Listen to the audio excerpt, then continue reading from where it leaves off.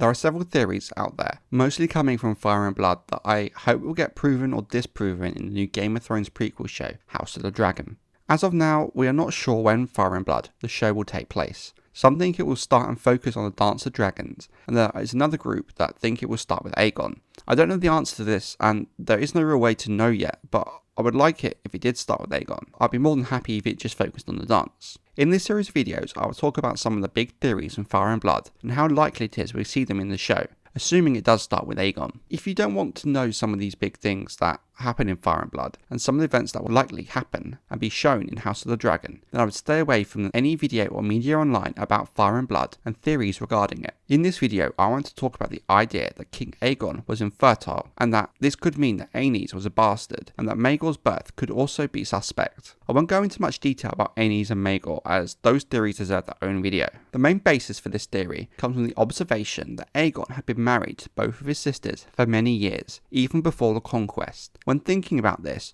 you would have thought that he would have fathered a lot of children on each of them, even by the time of the conquest, let alone the years after. Looking at lore, men fathering a lot of children seems to be quite common, and that's with one wife. Yet, with two, Aegon only fathered two, one on each wife. Even looking at Targaryens as a whole, this does sort of seem an anomaly, more so when you consider that Aegon needed heirs to secure the Targaryen rule in the realm he had just acquired. Now, the idea that Aegon could not have children has massive implications with the whole legitimacy of Targaryen rule, with the whole dynasty solely coming from Aenys. This means everything we know could have been built on a lie. In my opinion, this theory has very little hard evidence, and is more simply circumstantial, such as the very few children Aegon fathered with two women over many years. Something to consider is the idea Aegon had so few children and took so long to have them as a sort of choice. If he knew he was going to be spending many years at war alongside both of his sisters, perhaps children in tow was not the safest idea. We've seen in events like the Dance of Dragons and the civil war between Maegor and Aegon the Uncrowned, and especially during the Dance of Dragons, highborn children during wars such as this aren't exactly safe. In the years directly after the Wars of Conquest, maybe it's possible Aegon could have been preoccupied consolidating his new realm. Something to consider is we don't really get to know Aegon much as a person, so his motives and reasonings are a true mystery. You could have had a valid reason for waiting. Really, when you look at it, this kind of does fit the circumstantial nature of this theory. When it comes to Aenys, it's presented in lore that he's Aegon's son. In my prior videos, I've talked about the idea that Rhaenys had many lovers, and a fondness for singers, which centers around the theory that Aenys was a bastard. Now, I personally don't buy this theory, and I think this was anti-Targaryen propaganda created by the Faith in an attempt to delegitimize Aenys and the Targaryen rule during the Faith uprising. However, the idea of Aegon's infertility is built off this idea of Aenys being a bastard. The theory goes that Aegon, knowing that he could not have children, encouraged Rhaenys' behaviour with the intent of raising his nephew as his son and ensure the Targaryen dynasty he was wanting to build would carry on after him. Building on this theory, it is then extended to Maegor. It's thought that if Aenys was a bastard, Visenya would not be happy with the idea of Aenys being king, more so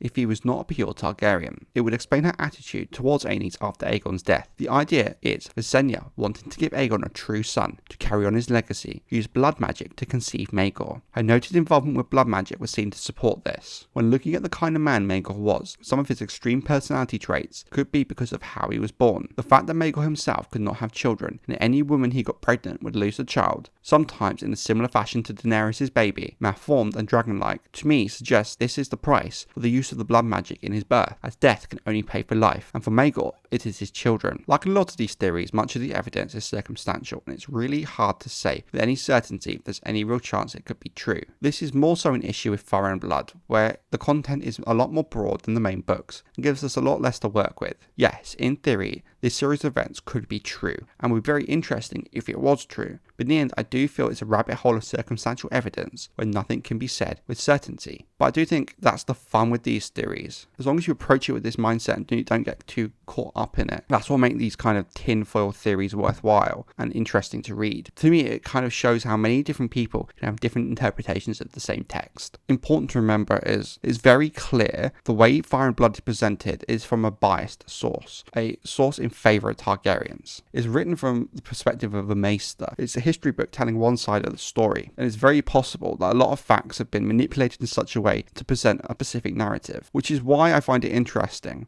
One aspect of this I do find interesting in the sense that if this was trying to paint the Targaryens in a positive light, tell the Citadel's version of events, I do find it interesting. A lot of these unprovable rumours are brought up in the text. What I do like is the implication it has for the Targaryens as a whole. I think it would be fantastic to see play out on screen. A lot of the inter-family politics with the reveal, akin to Ned's discovery about Joffrey. It brings a lot of the elements people loved about the main show, to House of the Dragon. I think if this theory ever does get proven in any way, I think it will be in something like House of the Dragon or another spin-off. I get the feeling that if George himself wanted to make it clear, he would have done so in Fire and Blood. And then again, I kind of take the view that George included these little tidbits of rumours to kind of portray the political intrigue that was really going on at the time, and how there's lots of these rumours flying about to try and delegitimize each side of the argument. I'd be really interested in reading another book in the style of Fire and Blood, but actually about the events of the main book, and tell it from that kind of perspective. I think it'd be a really interesting read. So what do you think of the theory? And do you buy into them or not? Or do you think they're a bit of a stretch? Let me know down in the comments, and I'd love to talk about it with you guys and find out your Fire and Blood theories.